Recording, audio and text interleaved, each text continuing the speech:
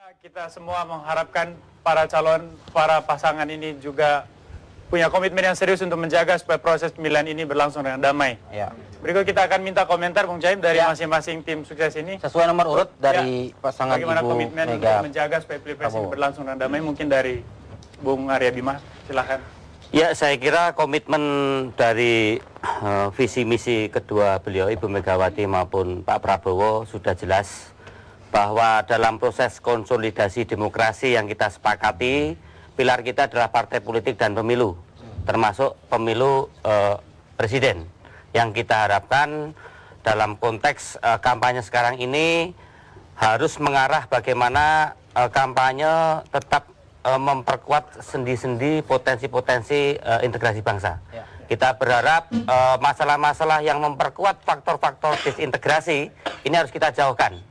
Maka kita berharap instrumen pemilu terutama KPU harus benar-benar bertindak tidak hanya luber tapi juga jujur dan adil. Itu menjadi salah satu kunci supaya akibat-akibat seperti yang ada di Iran ini tidak terjadi. Baik, karena ini ada sebagai akibat, faktor sebabnya harus kita lihat. Siapa yang terpilih nanti Pak ya? Tentunya masalah menang dan kalah bagi kita itu tidak menjadi soal karena perjuangan ideologis, perjuangan mensejahterakan masyarakat itu menjadi kunci utama daripada sekedar ingin jadi presiden atau ingin menang atau kalah. Ya, baik, komitmen sama. Silakan dari Bapak Ruhut Sitompul.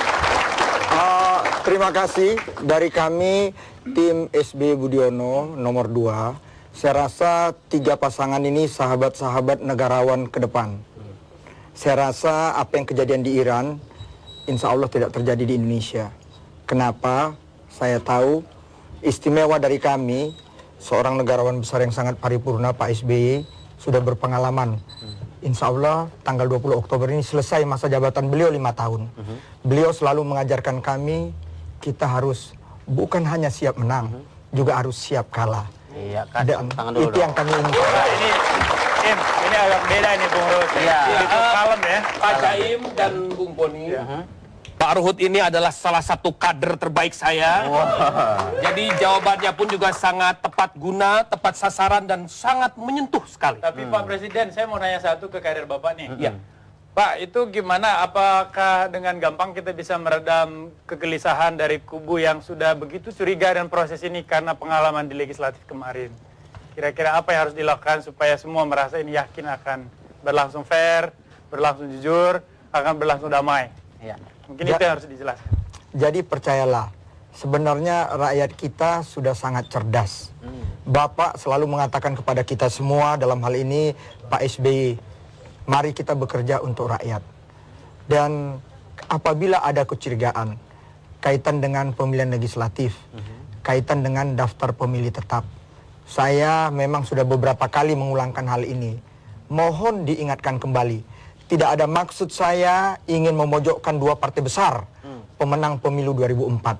Sahabat saya Partai Golongan Karya, sahabat saya dari PDI Perjuangan. Kita sama-sama mengetahui 2004-2009 warna DPR dari partai pemenang tersebut. Dan merekalah, di sini ada 2 anggota DPR yang saya hormati, sahabat saya Arya Bima dan Alvin Lee. Kita sama-sama mengetahui waktu DPR bekerja membentuk KPU. Ya, semua tahu siapa KPU itu. Baik. Mungkin langsung saja ke Bapak Alvin Lee. Ya, sukses dari JKWin. Ya, saya kira pertama kita menyampaikan keprihatinan atas apa yang terjadi di Iran, dan tentunya kita juga tidak ingin hal seperti itu terjadi di Indonesia.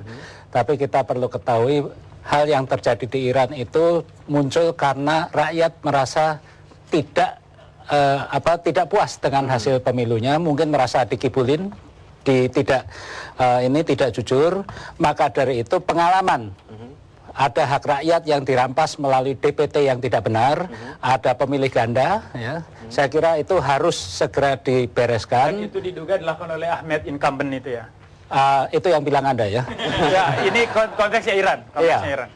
Dan kemudian saya kira kita juga perlu waspada terhadap pembentukan atau rekayasa pembentukan opini masyarakat lewat SMS dan sebagainya yang kita curiga memang itu jangan-jangan memang sudah direkayasa menuju sana. Yang paling penting adalah tanpa adanya rekayasa dan ketidakjujuran itu, saya yakin rakyat Indonesia sudah cerdas, sudah sangat dewasa dan Intinya tidak akan semangat anarkis. untuk menjaga kedamaian tetap ada, Pak. Pasti, tapi rakyat jangan dikibulin. Ya, Jangan baik. dikibulin. Tepuk tangan dulu.